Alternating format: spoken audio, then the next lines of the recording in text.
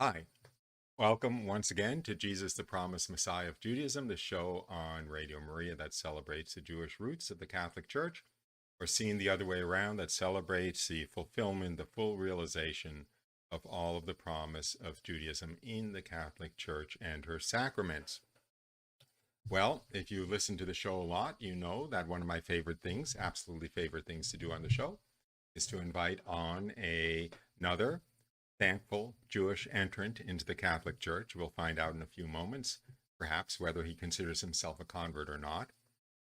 That's a thornier issue than might be apparent to some of you out there. But in any case, he introduced himself to me via email after I solicited shamelessly other Jewish Catholics to come on the show, and he graciously agreed to. So with that, I will just turn it over to Mike, and he can explain to us what a perhaps nice Jewish boy like him is doing in a place like this. So um, if you could tell us how you got here. And I have read your witness testimony, and I would suggest that since we only have an hour, it's probably the more theological rather than the more psychological things that may be showing God's hand at work. But I'll leave that up to you. So with that, why don't you just shoot and tell us, how you found the truth and meaning of life and eternity? Sure, no problem. Um, I was born, of completely Jewish parents, and they're still Jewish. They're still alive. And my dad's parents actually survived the Nazi concentration camps, and many of their family members didn't. So there's, our Jewish identity has not been so much religious as just based on honoring the pain that our family has, you know, carried as a result of being Jewish. And so, even though neither of my parents is particularly religious, and I didn't really get much religious education growing up, there's a strong Jewish identity there, and there's actually something there. Um, and I was so embarrassed by this realization that I didn't start using the word God for several years. I said, "Oh, it's the universe, it's consciousness." I was using these very like new agey terminologies for it. And around that time, I saw the movie Gandhi and was very moved by how he seemed to use truth as a force to liberate uh, India. And it just felt like he was taking this truth as a force idea to the extreme. And when I would discover Jesus some, 12 or 15 years later, after my conversion to Protestantism, I looked back at that moment in that movie and went, "Oh, I've been in love with Christ since then. This was actually Christ I was falling in love with. It was Gandhi's Christ likeness and his redemptive suffering that really moved my heart, and I just didn't have the language for it yet. And I, like you, Roy, I didn't want it to be Christ. I didn't want it to be Jesus. I didn't want to have to go there. I was willing to be anything else. I did Buddhist things, I did Hindu things, and that didn't bother my parents at all. But I didn't want to be Christian. It was an identity that I never wanted to assume.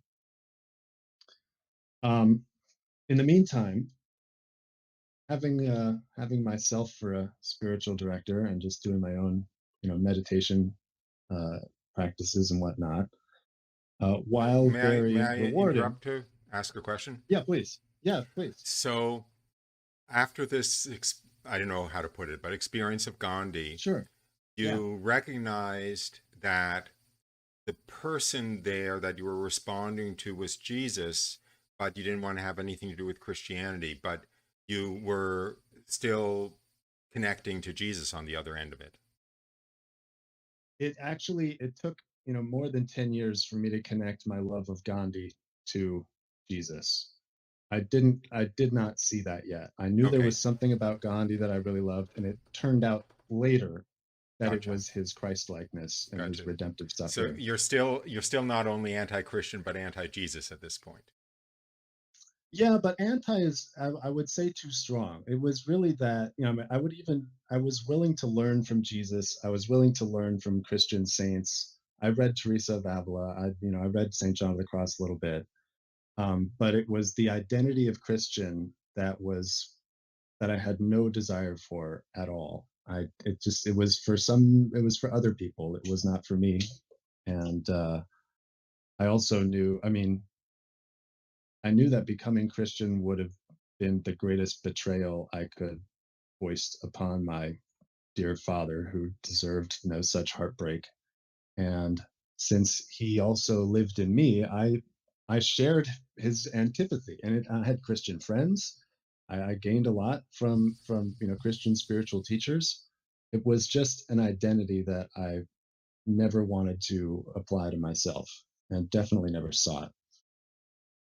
I guess Um, I'm sorry to be yeah, probing, but I'm trying to no, figure please. out I'm trying to figure out in your mind, so to speak, the Yeah, person of Jesus. He yeah, was a great spiritual teacher, like yeah. Gandhi and Buddha, or but he wasn't a object of worship in itself.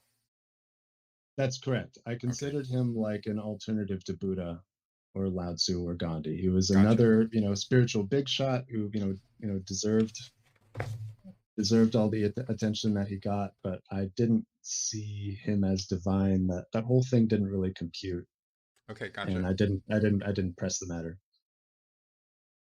Um, so I meditated a lot as a young person, late teens, early 20s, but not really understanding uh, moral laws very well, and not really having a structure to operate within, and just pretty much being my own spiritual director.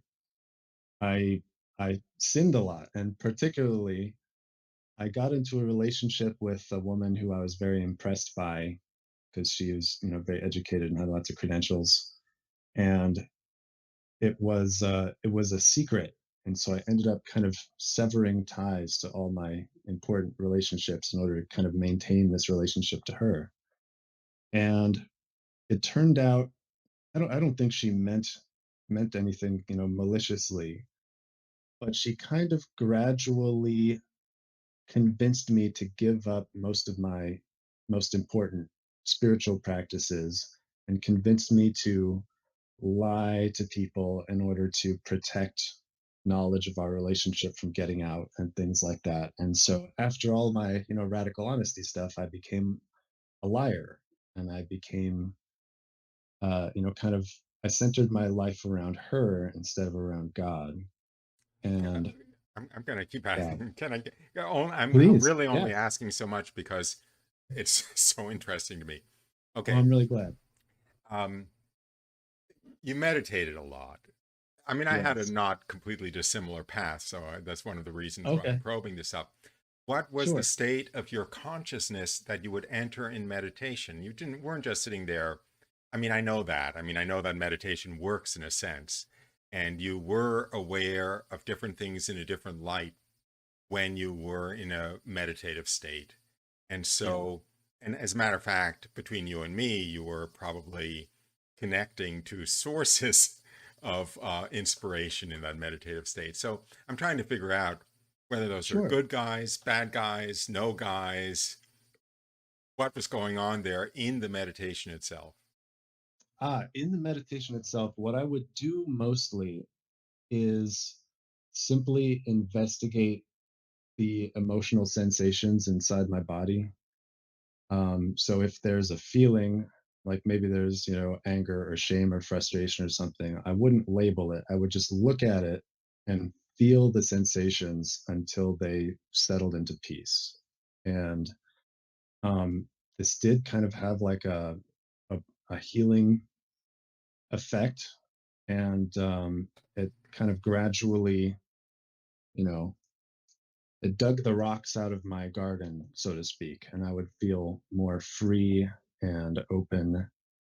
And I really think there was, you know, a surrender happening that was, from what I can tell so far, pretty identical to the one I experienced as a Christian and as a Catholic, but without contemplating Jesus, without any sacraments. Um, it was just basically yeah, like this interior investigation that you might, oh man, the language gets so muddled these days. You could call it a form of mindfulness. You could, the Buddhists might call it something like vipassana, like a sitting meditation where you're not trying to accomplish anything in particular, but just sort of letting the interior experiences unfold without trying to interfere with them or stop them. So I wasn't chanting mantras. I wasn't trying to communicate with deities. It was really mostly this exercise of the faculty of being aware and allowing and surrendering. Does that make sense? Does that Oh, clarify somewhat? it makes, first of all, it makes perfect sense because you're telling the truth, but it makes sense anyway. But was it intrinsically outside of morality? In other words, there was no moral content that you were put in touch with. You were just put in touch with like the subjective content. Yeah, yeah. I was very much influenced by Buddhist and Taoist, thought, and not in the sense of their theology of pertaining to beings. So it was generally content free in that respect. I hope I'm doing a better job clarifying moral content. I mean, I kind of felt like the intention, like my morality was determined by my intention. Like if I was trying to be dishonest or if I was allowing myself to be too gluttonous or lustful, then I would kind of, try to curb that or something like that. But I didn't have a sense that particular actions were immoral. It felt like I thought it was purely context. Like I wouldn't have been able to say back then that extramarital sex is inherently immoral or a sin. I didn't think so. I admired rock stars and wanted to be one. Uh, when I heard the story of Herman Cohen, I thought, that's exactly the life I would have wanted. The very debauched one followed by the very holy one. That's exactly, if I could do it over and didn't have the greatest sense. That's what I would sign up for. Anyway, I Yeah, didn't, in a way, I didn't mean to pry. Of course, I was prying, so of course I meant to pry. But yeah, sure.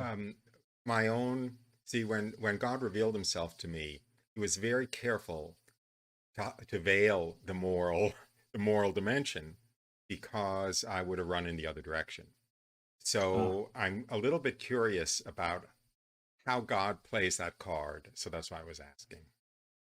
yeah, thank you. Along similar lines, when I was converting from atheism, you might say, God was exquisitely gentle. There was an unbelievable gentleness, and it felt like following a trail of cookie crumbs.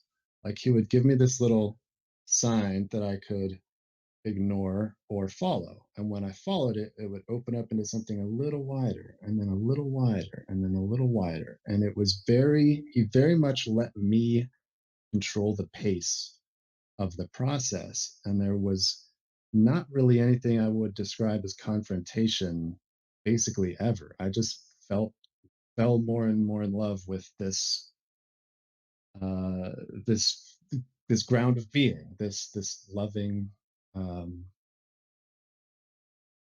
presence, right? Um, and so that kind of uh, I think resembles your experience in that, yeah, God did not show up with a ruler and start slapping me on the wrist at all. He didn't seem to impede me when I had wrong moral ideas, when I thought I could, you know, do mostly whatever I wanted with my body, while paying attention to it and being careful not to harm anybody. And I really just thought, like, with a pure heart, just maintain the purity of the heart, and the purity of the intention and be as honest with myself as humanly possible. And I can't really be faulted because God had always responded to me in proportion to my honesty. Um, so that was kind of how I felt about it. And it wasn't until basically after I had decided to become Catholic some long time later that I started looking at the lists, the list of moral things and going, oy vey, I'm gonna have to stop doing this. Oy vey, I'm gonna have to keep my wife from saying that. Oy vey. And kind of going, all right, like I'm ready to do this. But like it was early on, it was very much my choice, an invitation that I could take or leave. And as as I'll as I'll talk more about later, when I did, become Catholic and decide to start following all these rules, there was a beautiful experience of, well, this doesn't make sense, but I'm going to do it anyway. And then in hindsight, it would make sense. So there was this beautiful experience of, um, kind of graduating from relying on my own sense of reason to obeying God first. And then he kind of gives me the reasons later. And that just has simply opened up a lot for both me and my wife in our experience of being Catholic. And that's still something that's developing. So I hope, does that kind of clarify the area you were Oh yeah, hoping to it go into there? does. It does. But I'm Yeah. on tenterhooks waiting to hear how you became Catholic. Okay, good. All right. Well, all right. I'll get there in the next 5 or 8 minutes. Um, so I was in this relationship with a woman that was a secret relationship, and I became sort of a liar. No, literally a liar to protect the secrecy of our relationship. And it, I won't go into how, but at a certain point, I reached like a breaking point, and I felt myself sort of divide. I felt myself split in two, and there was like a clock ticking on my soul where it's like you have to. I kind of felt I have to end this relationship and get out, or lose my soul in some way. I'd just be um, fallen. Fall as I actually had earlier as well, but I skipped that for brevity's sake. Um, and I just couldn't. I couldn't bring myself to detach from this woman and from the identity that I had built around her. And there was even a particular moment when I sort of felt it intimated to me, like this is the moment. Like this is your last chance to end this relationship, or or you and I are through. It felt like an ultimatum. It felt like an ultimatum from God. And even then, I didn't do it. Even then, I couldn't do it. And what happened was I felt I felt some kind of detaching occur, um, and I tried to walk it back. I immediately She was sitting next to me at the time, and I immediately started saying the things that I knew I was supposed to have said 30 seconds ago. And I could see that they were just passing through her. I could see that they were not landing. And it was like I had broken my relationship with truth. So even when I spoke as truthfully as I could, it didn't have the effect that truth had. I felt um, I felt like I was falling spiritually out of in a way that was uncontrollable, and I felt divided and confused. I couldn't make decisions, even simple ones like what to have for breakfast, and I felt all the inner healing that I had accomplished in recent years go away, and I felt myself becoming duller and more detached, less able to love, and I got no consolation from God. And I felt like when I would do some of the things that have been very healthy for me up until that point, like meditation or telling the truth in some way, that it actually harmed me. Like, um, I kind of had this sense, wow, when I tell the truth, I feel worse. When I meditate, I feel worse. Of course, this is how a damned person would feel, like having broken my relationship to truth and to God. And I tried to communicate this despair to everybody in my life, and it was impossible, absolutely impossible. And I'm, cutting out a lot of detail because it's not really necessary. But I, I came to really understand uh, powerlessness because all the meditation and all the spiritual reading and whatever I tried, nothing worked. I did eventually break up with that woman, but it didn't really, affect this. I was still just spiraling, and I fought it for years. I resisted this sense of falling and damnation for years. But I gradually kind of came to this place where I was thinking, I'm not going to enjoy the afterlife. So I'm just going to try to enjoy this life as much as I can, and and that's it. I'm going to hell. It's quite clear. I'm powerless. There's nothing I can do about it. And that was around the time when I got in touch with the woman I am now married to. She was living in China at the time. I was in California, and we had known each other as teenagers as pen pals online. So we had like some prior relationship a little bit, and we started to Skype video chat like this. And for some reason, she found me charming, and I felt invigorated by the fact that she found me charming because I didn't think I was ever going to have the capacity to fall in love again. So I pretty much clung to her and moved to Beijing and lived down the street from her for 6 months and became her boyfriend. And she was a Protestant, and she had been raised, in America in Michigan, and I'm from Ohio, so we're both kind of Midwest people.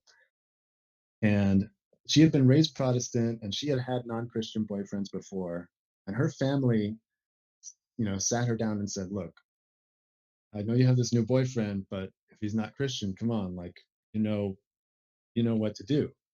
And so I felt a lot of pressure on me to convert, to become a Protestant Christian like she was. And I didn't want to, but having even far less backbone than I had had some years before, I did. I I was baptized Protestant in Beijing, um, basically against my will. Not because she forced me, but basically in a way that was insincere uh, on my end. Um, but I knew enough about Jesus to be able to nominally say, that I believed in him, and I believed that he was, divine in a certain sense. Um, but I didn't feel saved. I didn't want to go to church. I didn't like Protestant culture, but I didn't want to lose this girl. So I got baptized, and and then we got married about a year later. Um, and our friend, a Protestant pastor, married us. And so I went to church with her every week and kind of pretended to be Protestant for the next couple of years. And then God decided to heal me. A couple, we got married in 2018. And then in 2020, I started just from sheer desperation. the 5 seconds before I'd fall asleep, I would pray, God, please help me. And I would wake up and for 5 seconds just say, God, please help me.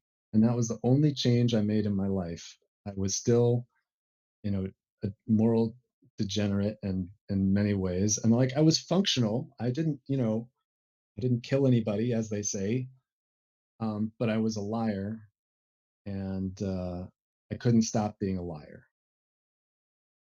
And I happened to meet actually a Hindu man, a very experienced meditator, who taught me another content-free, meditation technique that started to actually reverse my condition. It started to repair the faculty in me that had felt so broken, which had, I think was the will. I think I had just completely shattered my will by going against it, by contradicting it to an extreme degree. So I started to feel myself actually recover. I kept it a secret for a few months because I couldn't believe it.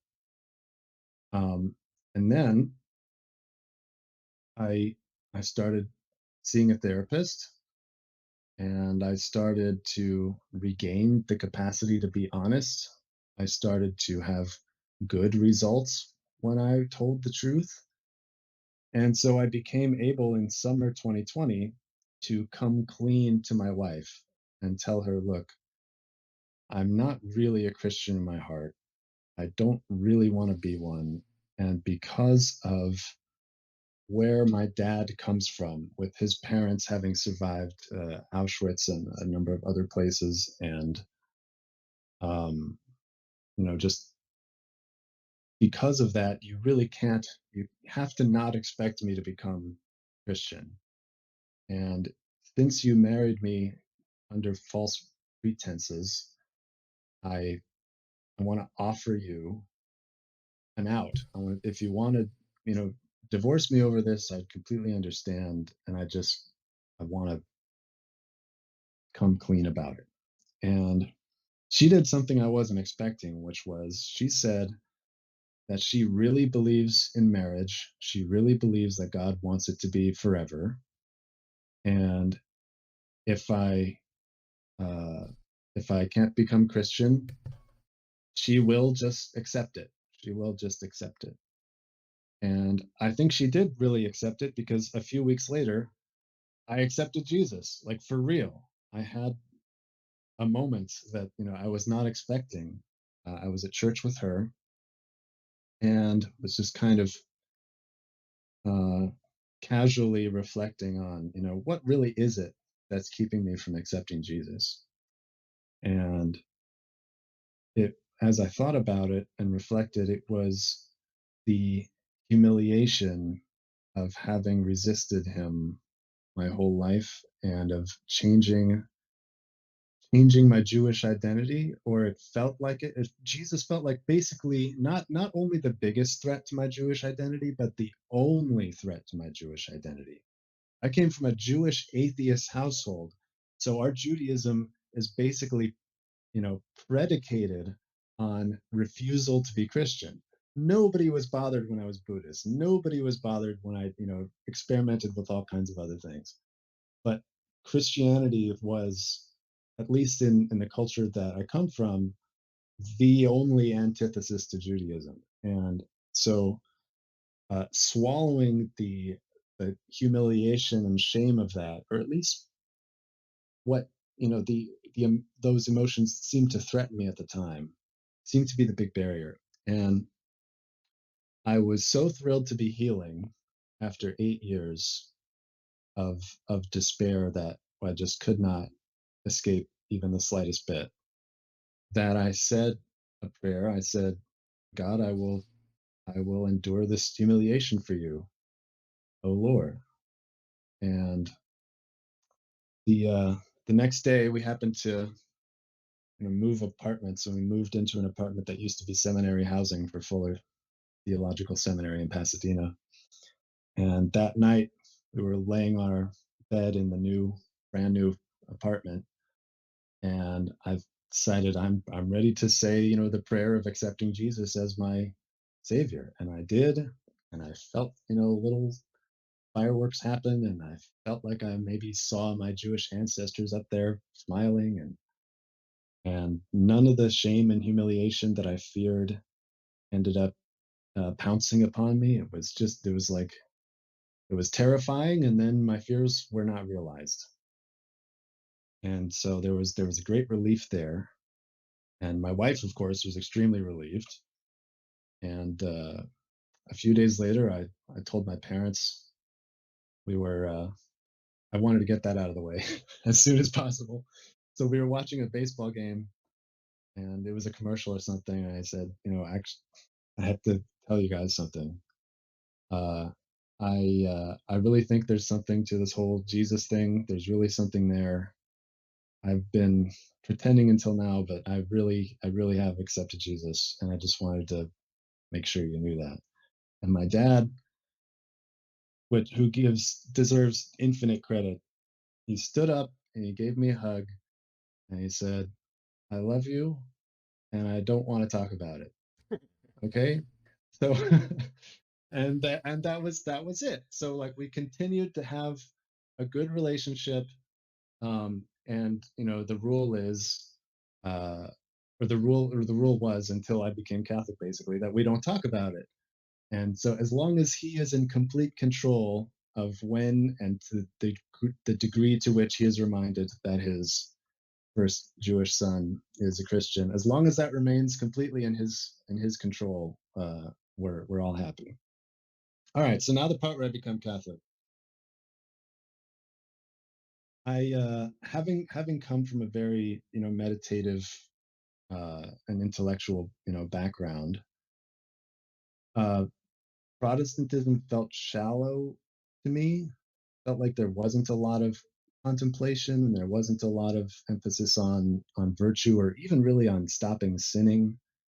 Um, I found the theology and the the whole culture very sort of bland and incoherent.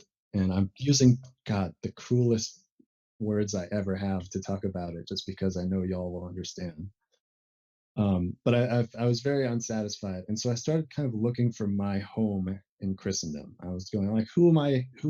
Where do I fit in here? What Christian identity feels right to me? And I thought I was going to have to nestle in between Kierkegaard and like some other, some other person, and find this little teeny tiny niche, and uh, parade around in it like a fancy flashy thing like I'm wearing now.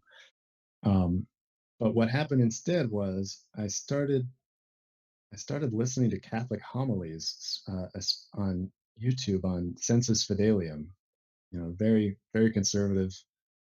And it was just rocking my world, like the manliness of it and the beauty of it and the heroism of it. It was everything that I, was looking for and was missing in Protestantism, and it made so much sense. And I would just kind of like, do the dishes and listen to some Sensus Fidelium homilies, and just everything that I liked, everything that spoke to me, just happened to be written by Saint this or Father that. It was all Catholic. And my wife, having been raised Protestant and been Protestant her whole life, had absolutely no interest in becoming Catholic, and she thought that my interest in Catholicism was just another crazy thing that her crazy husband is doing, and she has to like brace herself for another crazy escapade of mine. And she had plenty of reasons by now to think that way. But I started having little synchronicities with Saint Therese. She just kept kind of showing up and leaving me little cookie crumbs, the way God had, before, when I stopped being atheist. And I had still never gone to mass. I'd never been to any masses. I was just, kind of uh, drinking drinking as much of the theological Kool-Aid as I could. And so I had a Catholic friend who told me, "Look, you're getting all these signs. It's time for you to go to mass. Like, you really need to go to mass." I said, "All right." So I went online and I Googled Catholic church near me, and 3.5 miles away, St. Therese Church. all right, that's a promising sign. And so I literally snuck out of the house to go visit on like a Thursday night because I couldn't wait. I had to go, take action. And it was a meditation mass, and I snuck in and just kind of chilled out. And actually, it was after the mass, so it was really just a meditation and like a benediction. So basically, I started sneakily going to Saint Therese Church, and the first mass that I attended was a Latin mass. Thank you, Sensus Fidelium, and uh, it was just beautiful and incredibly dignified, and it felt at least as serious as a wedding. Just the amount of effort and organization and beauty and gravity that went into it just had all this seriousness and care that really felt appropriate. And I would later find out that the day of my first mass was the feast day of St. Maximilian Kolbe, who had died in Auschwitz like my family. And I took that as another sign. And I had already started falling in love with the Carmelite uh, tradition and had a lot of little synchronicities there. Like my last name is Elias, after Saint Elias or Elijah. And so the Carmelites, having a heritage, leading back to him was one thing that spoke to me. And then there was also a Carmelite priest at my parish who has the same first and last name as my actual father. So I would say father and then my dad's name. Um, and all kinds of things like this. So I started going to mass as often as I possibly could. I would basically sneak out of the house to do it. Um, because my wife, didn't want to be bothered, and that's fine. So I didn't bother her. And I got kind of adopted by the Rosary ladies at church. So I started staying after to pray the rosaries after the morning mass. And my wife, I actually made her a rosary with like a youth group that makes rosaries. I made her a rosary, and she started having her own Catholic experiences. She not the one I gave her, but there was a moment where she was really struggling in prayer and feeling kind of lost and abandoned. And she asked me to pray with her. And I said, "Here, hold this rosary while you pray." And she goes, "All right, like it's not going to hurt me. I've never held a rosary in my life, but like, what's the worst that can happen?" And she said that in her prayer, she had her eyes closed and she felt a feminine hand kind of reach out through the fog and grab her wrist on the hand that's holding the rosary and plunge it through another cloud of fog and put it in Jesus's hand and then go away. And she goes, "Ah, okay, something just happened. Who is the lady on this rosary?" And I said, "That's Mary." And she goes, "I think I just met her. Is there a mass tonight?" Yes, yes, there is. So we went to her first mass, and it was the feast day of Saint Therese. So she keeps Saint Therese has kept coming up, and so that was the cracking open of the door, for her into Catholicism. And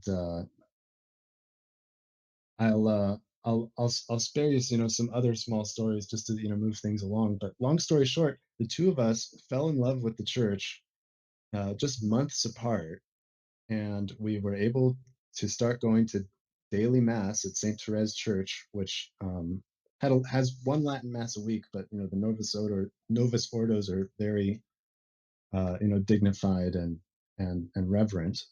And it's a Carmelite parish, so there are 4 or 5 Carmelite priests there at any given time. And we just had this wonderful time and got special permission to be confirmed uh, on January 1st instead of on Easter because we couldn't wait to receive the Eucharist. And so that happened. We got the permission. We were confirmed on January 1st, 2023, and I've been going to daily mass ever since, which is something that I didn't I wouldn't have known was so possible if it weren't for your story, Roy, where you've talked about how few times you've missed communion over the years. I wouldn't have known that that was a possibility had you not shared that detail. So now we have enjoyed almost, a very consistent daily mass for our first year in the church, and we're both completely still uh, obsessed, in love. Our lives revolve around the church now, and we're very happy with that. Um, we're, trying to create, jobs for ourselves that involve promoting the faith in some way. I'm a tech entrepreneur, so I'm coming up with, companies that I might start to advance uh, Catholicism. I started a little fashion company to put Catholic art on clothing and sell it to people who kind of want to dress flashy, but also put the beauty of the church out into the world.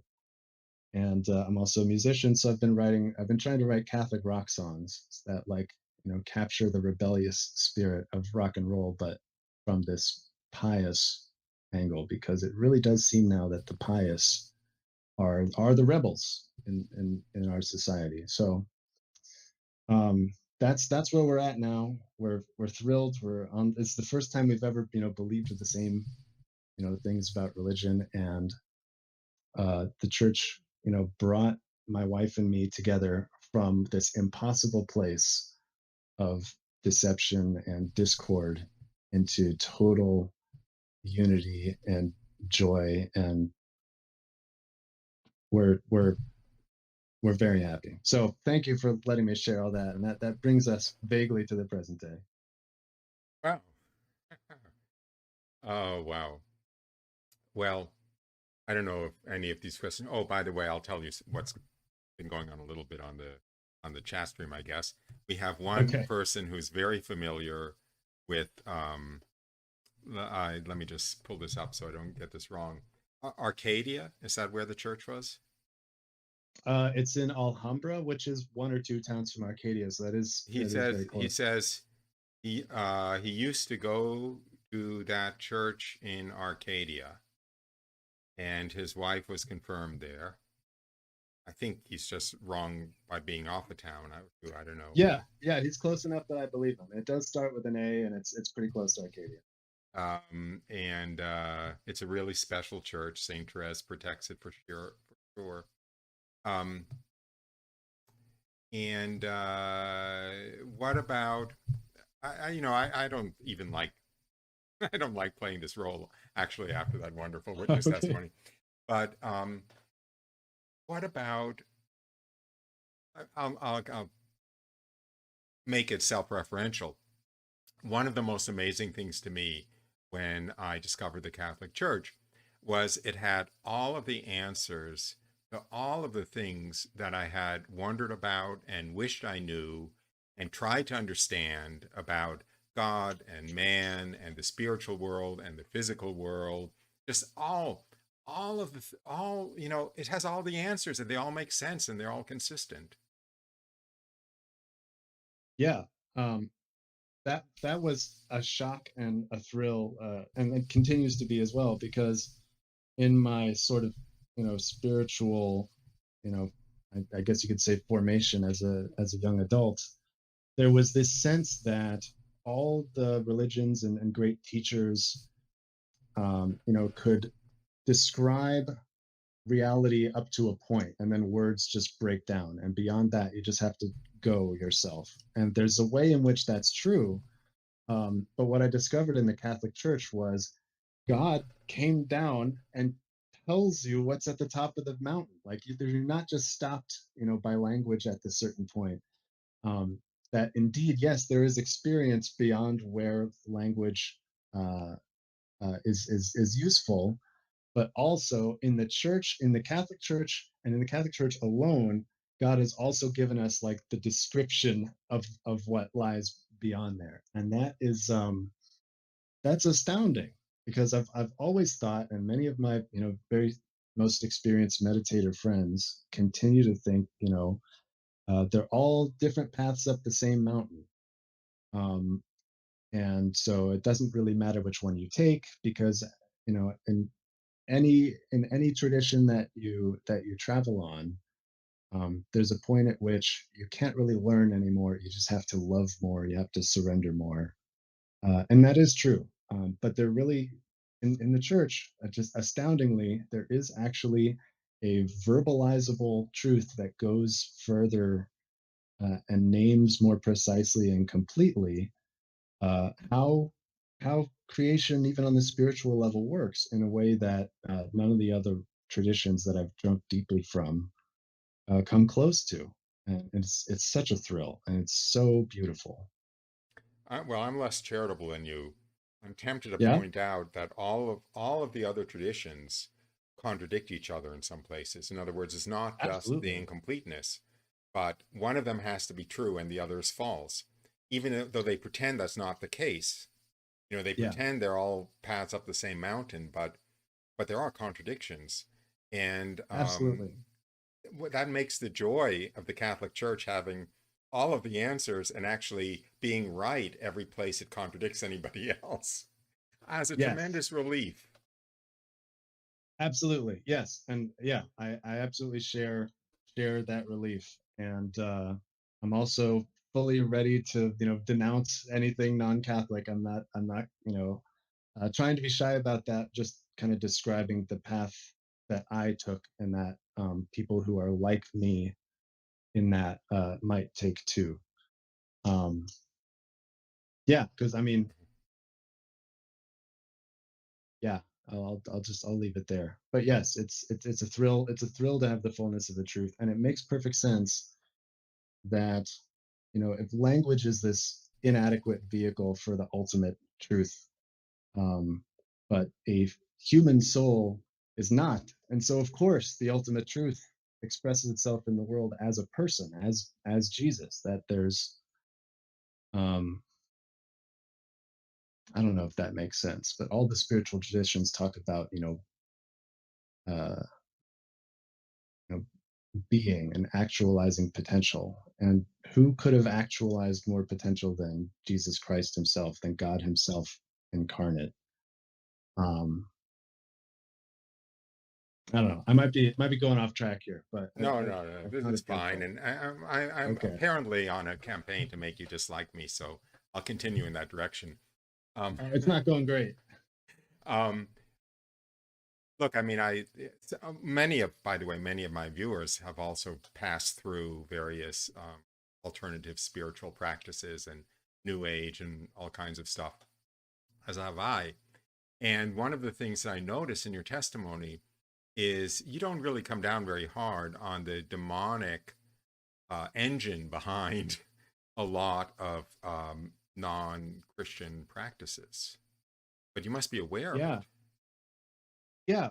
Especially, I mean, those are things that I've learned of more recently, and largely thanks to your work, because I never really thought about it, because I never really felt like I encountered it. I really just kind of took what I liked and took what I found useful for my spiritual practice from each of these things. I didn't become a, a Buddhist. I didn't worship the Buddhist deities.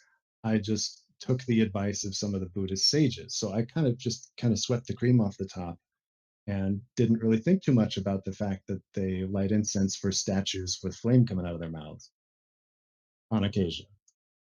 Um, so yeah, those are things that were not so much a part of my own path.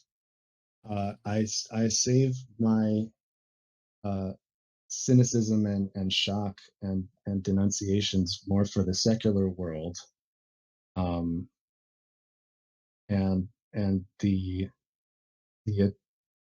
it really kind of seems like the institutions of science and knowledge and media and pedagogy are sort of oriented around denying and obscuring the existence of God. Like most of what gets called pseudoscience by polite society are things which, if they are true, lend some credence uh, to religion at all. Things like psychic powers and mediums and stuff like that.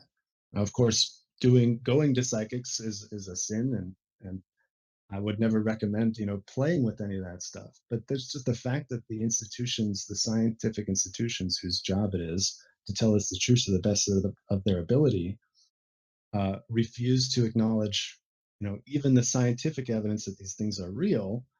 Um, there's definitely an organized campaign to discredit anything that might lend legitimacy to spiritual reality.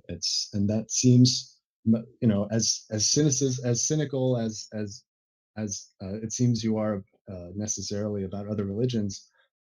I am about the secular world. It really seems organized satanically. You're no more cynical about anything than I am. Okay, And good, if you're not familiar with my series, Science and Faith, it's pretty good because it's basically, great, of course, it's absolute nonsense. I mean, yeah. but my point, maybe it's the last point I'll inflict on you, but No, bring it on. the devil doesn't care how he leads you astray, and he's always leading you off the right path in both directions at once. In other words, some are candidates to be let off the path to the left, others are candidates to be led off the path to the right. And Yeah, so yeah, the devil is very much trying to preach materialism, and there is nothing beyond the visible physical world, and there's no eternity, and there are no spiritual forces, and so forth. And that's great for half the people. But for the other half of the people, he's got the New Age, he's got false religions, he's got even a religion which is monotheistic but has Satan taking the place of the one true God. That religion shall remain unnamed for the moment. Um, I've heard you name it elsewhere. I think that's very interesting. so it's like um, the yeah, and I mean, in a way, thank God for the New Age, because that was many of our introduction to the fact that there's more here than meets the eye. But at the same time, it's a tool for leading you astray at the same time. Yeah, it's really astonishing how unlikely it is from my birth circumstances that I would have found the fullness of the truth in the Catholic Church. It's just there's no other way. It's a bullseye from 2 miles away. It's impossible. It's crazy. Well, I think you might have read Honey from the Rock, and you made allusion to Herman Yes. Cohen. But the Yeah. story of Alphonse Ratisbonne, who was very anti-Christian, even more anti-Catholic, Jewish, essentially atheist. His Catholic friend, said to him, "I am sure that you are going to find yourself in the Catholic Church, because anybody who is after the truth as much as you, God will reveal the truth to, even if he has to send an angel." And so in all of your unlikeliness, there was one thing which made you a very likely candidate, which was you were rather uncompromising about the truth. Yeah, I would credit that grace as well. It's yeah, absolutely. Yeah. Well, I'm afraid that's all the time we have for today's show. I hope you enjoyed this interview with Mike, a very new entrant into the Catholic Church from Judaism. And I hope that you join us again next week, same time, same place, for Jesus, the Promised Messiah of Judaism on Radio Maria with me, your host, Roy Showman. Thanks, and hope to see you again next week. Bye for now.